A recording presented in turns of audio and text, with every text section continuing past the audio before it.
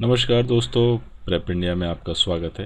आज की जो हम वीडियो लेकर आए हैं ये है IBPS PO 2017 के बारे में, जिसमें हम जानेंगे ऑल अबाउट IBPS PO 2017, जिसमें हम देखेंगे vacancy details, exam dates, exam pattern क्या है इसका, सिलेबस क्या है, एलिजिबिलिटी क्राइटेरिया क्या है, इसका सिलेक्शन प्रोसीजर, प्रीवियस ईयर 2016 का कट ऑफ, एग्ज़ाम प्रिपरेशन के बारे में और कुछ इम्पॉर्टेंट टिप्स। तो शुरू करने से पहले आप लोगों से रिक्वेस्ट कि आप हमारा चैनल प्रेप इंडिया ज़रूर सब्सक्राइब कर लीजिए, इसको शेयर करिए और आपको ये वीडियो अच्छी लगती है तो उसको अपना लाइक ज़रूर दीजिए। चलिए शुरू करते हैं। ओके, पब्लिक सेक्टर जो है ये आजकल बहुत ही एक अच्छा करियर माना जा रहा है आज के टाइम में, और अगर आप इंटरेस्टेड है इसमें करियर बनाने के लिए तो IBPS जो है ये हर साल बैंक PO का एग्ज़ाम कंडक्ट करता है। और IBPS जो अपनी सर्विसेज है ये पब्लिक सेक्टर बैंक्स को देता है, SBI को देता है, एसोसिएट बैंक्स को देता है, RBI, नाबार्ड एटसेट्रास को देता है। तो एवरी ईयर जो IBPS एग्ज़ाम होल्ड करता है वो PO के लिए करता है, SO के लिए करता है, clerk, RRB assistant, RRB officers etcetera के लिए। तो इस साल भी IBPS है जो प्रोबेशनरी ऑफिसर के लिए एग्ज़ाम कंडक्ट करने जा रहा है, और IBPS ने अपना कैलेंडर रिलीज़ कर दिया है 2017 का, और इसका ऑफिशियल नोटिफिकेशन है ये आ सकता है जुलाई 2017 में। तो आज की वीडियो में हम देखेंगे IBPS 2017 के बारे में, vacancy, exam dates, pattern, syllabus, eligibility criteria, selection procedure, IBPS PO previous year, cut off, exam preparation और टिप्स के बारे में। तो उसकी वैकेंसी डिटेल्स के बारे में देखते हैं कि जो नोटिफिकेशन है वो IBPS 2017 का बहुत ही जल्दी रिलीज़ होगा, और उसमें जो नोटिफिकेशन में बताएगा कि कितनी वैकेंसीज़ है। पर एक्सपेक्टेड जो वैकेंसी है वो करीब 8000 के करीब रहने वाली है, और जो पोस्ट होगी वो प्रोबेशनरी ऑफिसर्स और मैनेजमेंट ट्रेनी की रहेगी। एग्ज़ाम डेट्स के बारे में देखते हैं। एग्ज़ाम डेट्स जो होगा ये प्रीलिम्स का एग्ज़ाम डेट होगा 7th, 8th, 14th and 15th अक्टूबर को, और जो इसका मेंस एग्ज़ाम होगा वो 26 नवंबर होगा। नीचे कुछ इंपॉर्टेंट डेट्स दी गई है, ये मंथ है, एग्जैक्ट डेट नहीं है। एग्जैक्ट डेट जो इसका नोटिफिकेशन है उसमें आपको पता लगेगा, इसको आप एक ग्लांस देख कर देख सकते हैं। इसमें जो इम्पोर्टेंट है वो ये है आपके प्रीलिम्स की और ये मेंस की डेट। ओके, आगे देखते हैं IBPS PO 2017 का जो सिलेक्शन प्रोसीजर है वो क्या है। ये 3 फेस प्रोसेस है। फर्स्ट फेस जो है इसका ये प्रीलिम्स का है, दूसरा है ये मेंस का है, और तीसरा है इसका इंटरव्यू। तो प्रीलिम्स में जो होता है वो ऑनलाइन एग्ज़ाम होता है, और कैंडिडेट्स को सेक्शनल और ओवरऑल कट ऑफ को क्रॉस करना पड़ता है, जो कि IBPS डिसाइड करता है। एडिक्वेट नंबर ऑफ कैंडिडेट्स जो ईच कैटेगरी में है वो डिसाइड करता है IBPS अपनी रिक्वायरमेंट के हिसाब से, और वो शॉर्ट लिस्ट करेगा मेंस एग्ज़ाम के लिए। ओके, सेकेंड स्टेज जो है इसका मेंस एग्जामिनेशन है जो भी ऑनलाइन होता है, और कैंडिडेट्स को इसमें भी sectional and overall cut off को क्रॉस करना होगा, जो कि एलिजिबल होंगे इंटरव्यू के लिए। थर्ड स्टेज इसका जो है इंटरव्यू का है, और कैंडिडेट्स जो इसमें शॉर्ट लिस्ट होंगे मेन एग्ज़ाम में उनको इंटरव्यू के लिए बुलाया जाएगा, जो कि इंटरव्यू लेने वाले होंगे जो भी ऑर्गेनाइजेशन जो इसमें पार्टिसिपेट कर रहे हैं, और इसमें IBPS इसमें एक मदद करेगा इंटरव्यू के लिए।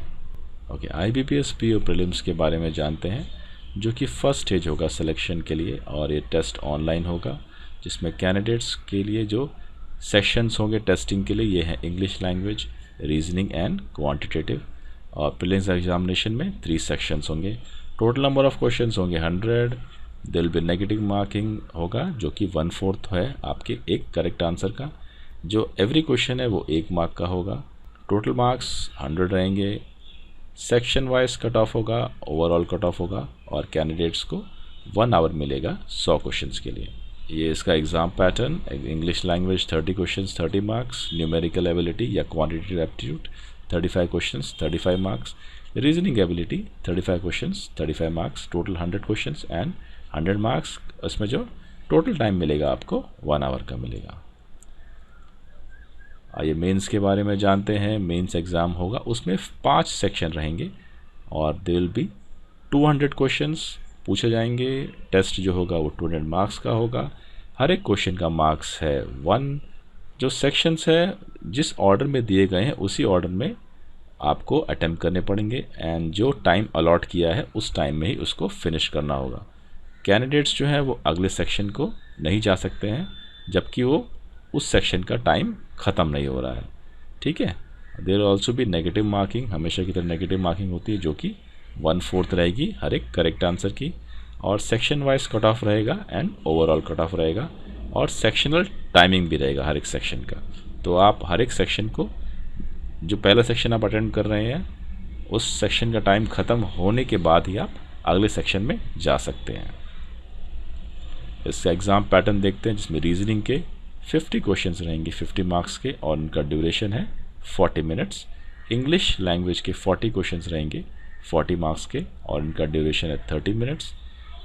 क्वांटिटेटिव एप्टीट्यूड के 50 क्वेश्चंस रहेंगे 50 मार्क्स, ड्यूरेशन है 40 मिनट्स। जनरल अवेयरनेस और इसमें बैंकिंग क्वेश्चंस भी आएंगे 40 क्वेश्चंस 40 मार्क्स 20 मिनट्स।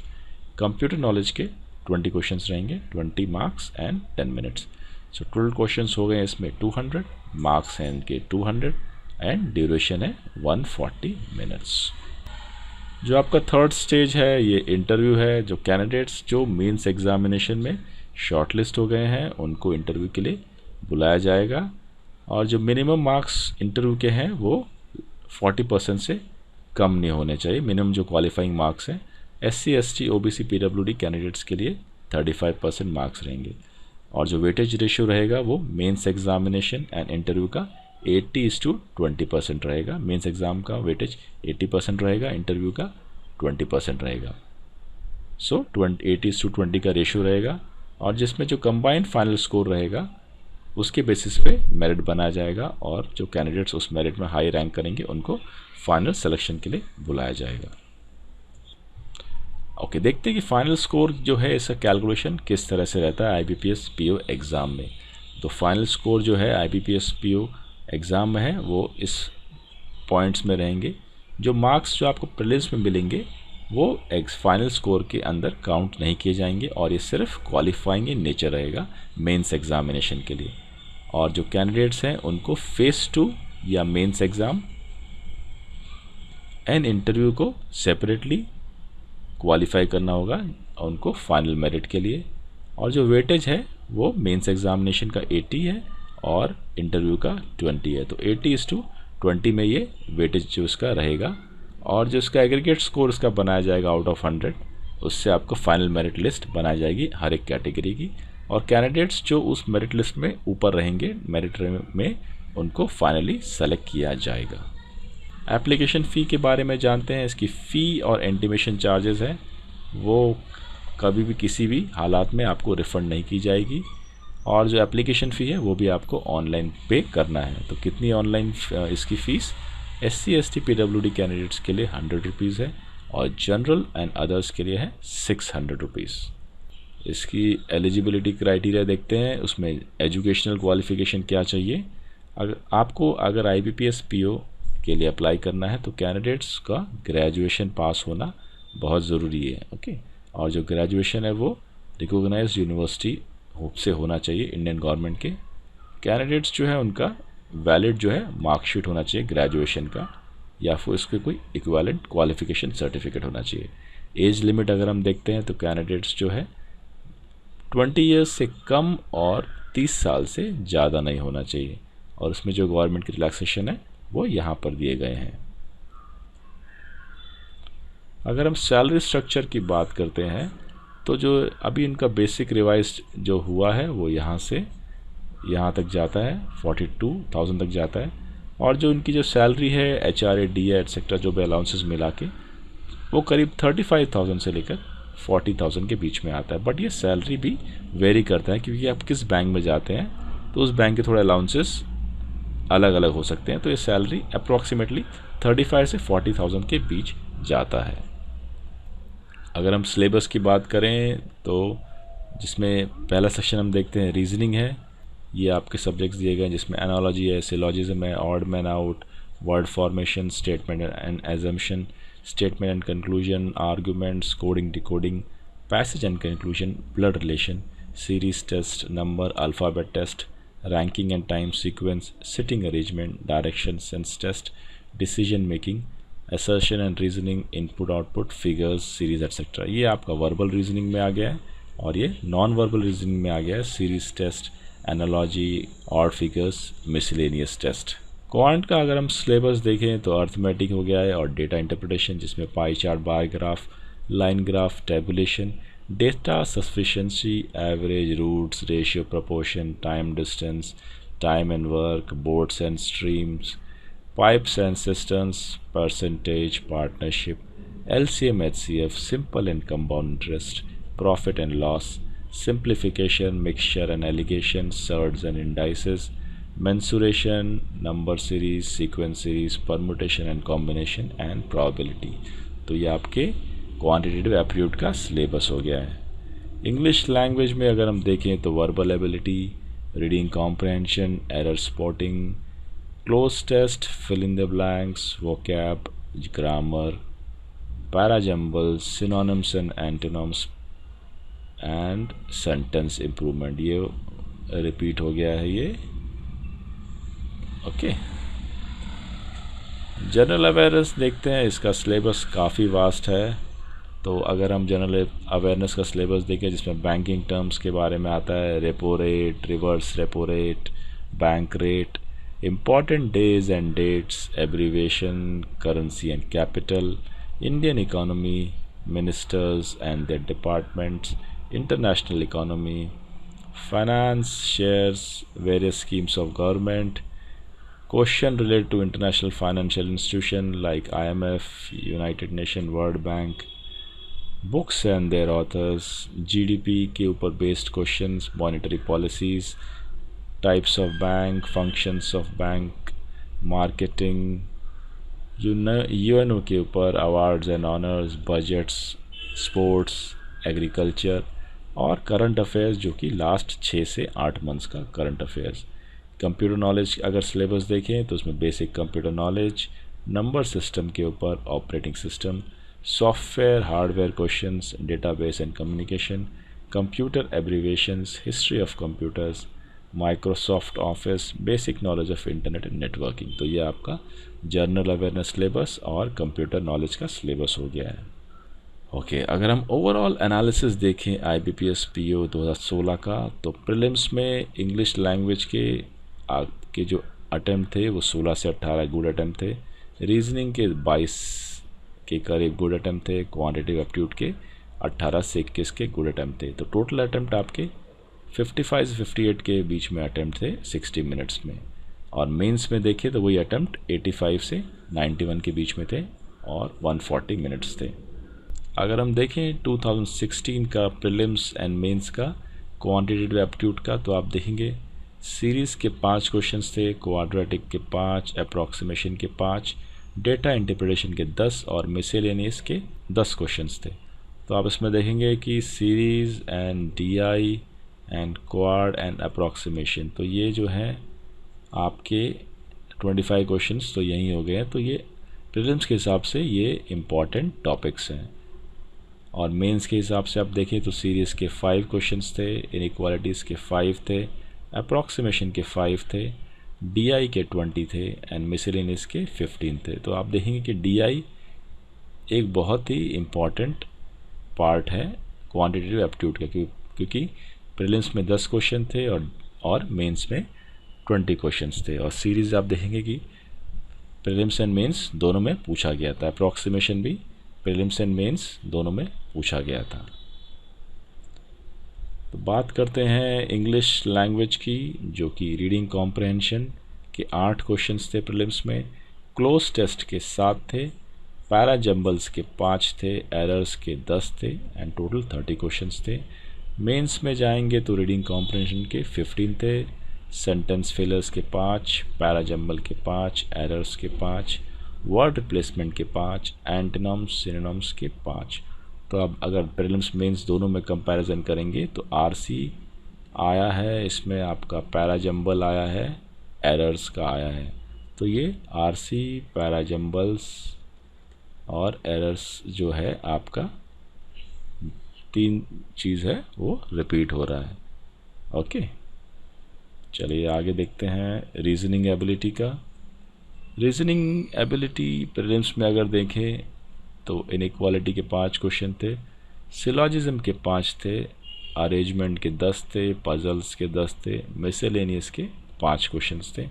वही हम मेंस की तरफ देखें तो सिलॉजिज्म के 5 थे, अरेंजमेंट के 10 थे, पजल्स के 10 थे, कोडिंग डिकोडिंग के 5 थे, लॉजिकल रीजनिंग के 10, डेटा सफिशिएंसी के 5, मिसलेनियस के 5 क्वेश्चंस थे। तो आप देखेंगे डेटा सफिशिएंसी ये प्रीलिम्स में नहीं आया था। बाकी पजल्स और सिलॉजिज्म्स जो रिपीट हो रहे हैं यहाँ पर प्रीलिम्स एंड मेंस में। ओके, तो इससे आप आइडिया लगा सकते हैं कि प्रीलिम्स में किस टाइप के क्वेश्चंस आते हैं और मेंस में किस टाइप के क्वेश्चन आते हैं, which is based on year 2016। 2017 में पैटर्न बदल भी सकता है या पैटर्न फॉलो हो सकता है 2016 का, तो कुछ भी पक्का नहीं जा सकता है। Sectional IBPS PO cut off अगर देखें हम 2016 का, तो इंग्लिश लैंग्वेज का आप देखेंगे जनरल के लिए 7 था, रीजनिंग के लिए 8.5 एंड क्वांटिटेटिव एप्टीट्यूड के लिए 8.25। अगर हम ओवरऑल देखें कट ऑफ प्री एग्ज़ाम का तो जनरल के लिए 47.5 और नीचे रिस्पेक्टिव कैटेगरी का दिया गया है। वैसे ही अगर हम मेंस का देखें सेक्शनल कट ऑफ, मेंस का देखें तो रीजनिंग के लिए 5.25, क्वांट के लिए 12.5, जीके के लिए 10.75, इंग्लिश के लिए 4.75, कंप्यूटर के लिए 6.5। अगर अब ओवरऑल का कट ऑफ देखें मेंस के लिए तो जनरल के लिए जो कट ऑफ था वो 52.5 है और ऊपर जो रिस्पेक्टिव कट ऑफ दिए गए सब कैटेगरीज का। ओके, अगर हम देखें IBPS PO प्रिपरेशन के बारे में अगर हम समझें तो IBPS PO का प्रिपरेशन है वो आपको एक सिस्टमेटिक मैनर में करनी है और आपको लेटेस्ट एग्ज़ाम का जो पैटर्न है वो ध्यान में रखना है। जो आपका सिलेबस है वो बहुत बड़ा है, बहुत वास्ट है, इसीलिए आपको राइट जो स्टडी मटेरियल है वो लेना है। आपको कॉन्सेप्ट उसके समझने हैं और उसको काफ़ी प्रैक्टिस करना है। ठीक है, कैंडिडेट्स जो है वो प्रीवियस ईयर के IBPS से क्वेश्चंस के उनको गो थ्रू करना है जिससे उनको आइडिया लगे कि IBPS PO 2017 में क्या पूछा जा सकता है। हालांकि ये सिर्फ एक प्रिपरेशन वाइज है, एक्सपेक्टेड जो क्वेश्चंस हैं वो IBPS PO में कुछ भी पूछा जा सकता है। और IBPS PO 2016 का था वो एक चौंका देने वाला था जो कि अनएक्सपेक्टेड पैटर्न में पूछा गया था। आप देखते हैं कि IBPS PO की आप प्रिपरेशन कैसे कर सकते हैं। IBPS PO की प्रिपरेशन आप 2 तरीके से कर सकते हैं। पहला, अगर आप कोचिंग ले सकते हैं, दूसरा आप खुद पढ़ सकते हैं। अगर आप कोचिंग लेंगे तो आपको टीचिंग कराई जाएगी, क्लासरूम कोचिंग अगर आप लेते तो टीचिंग होगी, उसके साथ आपको स्टडी मटेरियल मिलेगा और आपको टेस्ट सीरीज़ मिलेंगे। ठीक है, हालांकि आपको हार्ड वर्क तो दोनों में ही करना है। हार्ड वर्क आप कोचिंग ले रहे हैं तो भी करना है और स्टडी कर रहे हैं तो भी आपको हार्ड वर्क तो करना ही। बिना हार्ड वर्क आपको कुछ नहीं मिलेगा। और आप सेल्फ स्टडी करते हैं तो आपको जो भी उसकी अच्छी बुक्स हैं, अच्छी किताबें लेनी है, आपको वेबसाइट रेफ़र करना है जिसमें आपको नोट्स मिल सकते हैं, PDF मिल सकते हैं, आपको करंट अफेयर्स मिल सकता है और जो आपको पास्ट टेस्ट पेपर मिल सकते हैं। आपको न्यूज़पेपर पढ़ना है रेगुलरली जिससे आपको वोकैब में हेल्प मिलेगी, RC में हेल्प मिलेगी और आपका करंट अफेयर्स स्ट्रॉन्ग होगा। आप YouTube वीडियोस देख सकते हैं, काफ़ी प्रिपरेशन वीडियोस, काफ़ी अच्छे चैनल बने हुए हैं YouTube में, वो आप रेफ़र कर सकते हैं, देख सकते हैं। आप एजुकेशनल फेसबुक ग्रुप ज्वाइन कर सकते हैं जो कि आपको रेगुलर अपडेट देते रहेंगे। और आपको आखिरी में एक अच्छी टेस्ट सीरीज़ ज्वाइन करनी है। बिना टेस्ट सीरीज़ की आपकी प्रिपरेशन अधूरी रह जाएगी। ओके, चलिए कुछ इम्पॉर्टेंट टिप्स देखते हैं। आपको IBPS PO या कोई एग्ज़ाम है, कॉम्पिटिटिव एग्ज़ाम, उसके लिए बहुत ही इम्पॉर्टेंट टिप्स आपको यहाँ पे दी गई है, इसको आप प्लीज़ रेफ़र करिए। तो प्रिपरेशन करने से पहले आप एक प्रैक्टिस मॉक दीजिए। ठीक है, इस प्रैक्टिस मॉक जो आप देंगे तो आपको आइडिया लगेगा कि कहाँ पर मैं कमज़ोर हूँ और कहाँ पे मैं स्ट्रॉन्ग हूँ, और इससे आप अपनी जो भी कमज़ोर है उसको आप उसके ऊपर आप वर्क कर सकते हैं, काम कर सकते हैं उस एरिया पे। जैसे आपने टेस्ट सीरीज़ दिया तो किसी का इंग्लिश सेक्शन कमज़ोर है तो इंग्लिश पे वो काम कर सकते हैं, किसी का क्वांट कमज़ोर है तो क्वांट पे काम कर सकते हैं। तो work on your strength and strategies to tackle the weaker section, तो आप उस पर अपने वीकर सेक्शन पे काम कर सकते हैं। दूसरा जो इम्पोर्टेंट पॉइंट है ये कि आप अपना टाइम टेबल खुद बनाइए, क्योंकि अपनी कन्वीनियंस के हिसाब से, क्योंकि आप अगर वर्किंग है या नॉन वर्किंग है या एक स्टूडेंट है, जैसे आप मान लीजिए आप मास्टर कोर्स कर रहे हैं और आपका बैचलर कोर्स हो चुका है, तो उस बैचलर कोर्स पे आप IBPS PO एग्ज़ाम दे सकते हैं। और वर्किंग है तो अपनी कन्वीनियंस के हिसाब से टाइम टेबल बनाइए। आप वर्किंग है तो आपको नाइट में टाइम मिलेगा, आप नॉन वर्किंग है तो आपको 24 घंटे का टाइम मिलेगा। आप स्टूडेंट हैं तो आप अगर सुबह कॉलेज हो तो आपको शाम को टाइम मिलेगा, या शाम को कॉलेज है तो आपको सुबह टाइम मिलेगा। और उसके हिसाब से आप अर्ली मॉर्निंग स्टडी करना चाहते हैं या लेट नाइट स्टडी करना चाहते हैं, तो अपना टाइम टेबल आप खुद बनाइए जो कि आपकी अपनी कन्वीनियंस के हिसाब से हो। ओके, जो थर्ड इम्पॉर्टेंट पॉइंट है ये कि आपको हर एक सेक्शन में है उसमें एक बैलेंस बनाना पड़ेगा। ठीक है, this is very important. And जो आपका वीक एरिया है उसको आप ऊपर आप ज़्यादा टाइम दीजिए, और जब तक काम करिए तब तक आपका वीक एरिया आपका स्ट्रॉन्ग एरिया ना बन जाए। ठीक है, तो आपको तीनों सेक्शन में आपको इक्वली टाइम देना पड़ेगा, और आपको एक बैलेंस्ड अप्रोच लेना पड़ेगा सब सेक्शन की। वैसे ऐसा नहीं कि आपका एक फेवरेट सब्जेक्ट है, जैसे फेवरेट सेक्शन है मैथ्स, तो आप मैथ्स पे ज़्यादा काम कर रहे हैं, और इंग्लिश या जो आप लाइक नहीं कर रहे हैं तो आप उसके ऊपर कम, क्योंकि आपका जो कट ऑफ है वो सेक्शनल भी है एंड ओवरऑल भी है, तो आपको सेक्शनल कट ऑफ भी क्लियर करना पड़ेगा और ओवरऑल कट ऑफ भी क्लियर करना पड़ेगा। 4 अगर इम्पॉर्टेंट पॉइंट देखें हम, तो आपको जो अपने आप को टीवी और मूवीज़ से दूर रखना है, social networking like Facebook WhatsApp वगैरह से भी दूर रहना है, क्योंकि इसमें क्या है कि एक बार आप ऑन करते हैं तो आपका टाइम कैसे निकल जाएगा आपको पता नहीं लगेगा, और आपका ये पढ़ाई से दूर भी ले जाएगा। तो इन जो आप 3-4 महीने की प्रिपरेशन कर रहे हैं, इसको आप फेसबुक, व्हाट्सएप, टीवी या मूवीज़ को आप अवॉइड करिए। ठीक है, आप अपना करियर बना रहे हैं तो आप इससे थोड़ा 3-4 महीने के लिए दूर रहिए। बाद में आपका क्लियर हो जाए तो आप रेगुलरली टीवी, व्हाट्सएप वगैरह कर सकते हैं, बट प्रिपरेशन के दौरान आप इससे अवॉइड करिए। जो इम्पॉर्टेंट 5th पॉइंट है कि regular 8 to 10 hours of study with breaks and sufficient sleep. आप रेगुलरली 8-10 घंटे पढ़ने की कोशिश करिए, लेकिन बीच बीच में आप ब्रेक लीजिए रहिए और रात में अच्छी नींद सोइए। ठीक है, और आप ऐसी चीज़ें करिए जिससे आपका माइंड फ्रेश हो, रिफ़्रेश हो, और उसको आप अपने स्ट्रेस में ना लाएं। जैसे ऐसी चीज़ करिए जिससे आपका माइंड फ्रेश हो। ओके, आप 6th पॉइंट हम बताते हैं आपको कि आप स्टडी करिए प्रीलिम्स एंड मेंस की साथ में। ऐसे आप देखेंगे कुछ क्वेश्चंस जो प्रीलिम्स में पूछे गए हैं लेकिन मेंस में नहीं पूछे गए हैं, तो आप जो भी स्टडी करिए वो प्रीलिम्स और मेंस को ध्यान में रख के करिए, क्योंकि प्रीलिम्स के बाद आपको मेंस की तैयारी के लिए टाइम कम मिलता है। ओके, तो आप जो भी तैयारी करिए प्रीलिम्स और मेंस को ध्यान में रख के करिए। 7th अगर पॉइंट हम देखें तो रिवीजन इज़ मस्ट, मतलब जो भी आप कर रहे हैं उसमें रिवीजन बहुत ज़रूरी है। अगर आप रिवाइज नहीं करेंगे तो आपने जो पढ़ा है वो भूल जाएंगे। So revision is absolutely must. Okay, take a reputed online test series and give test series under timed exam condition. एक रेपुटेड ऑनलाइन टेस्ट सीरीज़ ले लीजिए और टेस्ट सीरीज़ को आप एग्ज़ाम कंडीशन में, टाइम्ड कंडीशन में लीजिए, टाइम ला के आप उसको सॉल्व कर लिए। ठीक है, एनालाइज करिए, रिव्यू करिए। एनालाइज जो है ऑनलाइन जो आप टेस्ट सीरीज़ दे रहे हैं उसको एनालाइज करिए कि आपका एरिया, वीक एरिया कहाँ है, आपके नंबर कहाँ जा रहे हैं, किस सेक्शन में आप कम स्कोर कर रहे हैं, किस में आप ज़्यादा कर रहे हैं। इससे आपको एनालाइज करना बहुत ही ज़रूरी है। अगर आप एनालाइज नहीं करेंगे तो वो टेस्ट जो आप दे रहे हैं वो बेकार जाएगा, वेस्ट जाएगा। तो आप टेस्ट दीजिए और उस टेस्ट देने के बाद उस टेस्ट को एनालाइज ज़रूर करिए। Okay, develop a strategy through these mocks. Mock helps you to master the art of separating good question from bad question.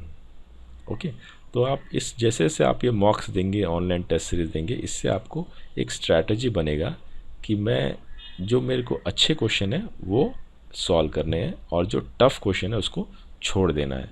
तो आप ऐसे मॉक देंगे, टेस्ट सीरीज देंगे, तो आपकी एक स्ट्रैटेजी बनेगी कि मुझे एग्ज़ाम को कैसे अप्रोच करना है। ओके, चलिए आगे देखते हैं कुछ और important points. Mental calculations are very important. जो कैलकुलेशंस है वो आप मेंटली करने की कोशिश करिए, इससे आपका एग्ज़ाम में टाइम बचेगा।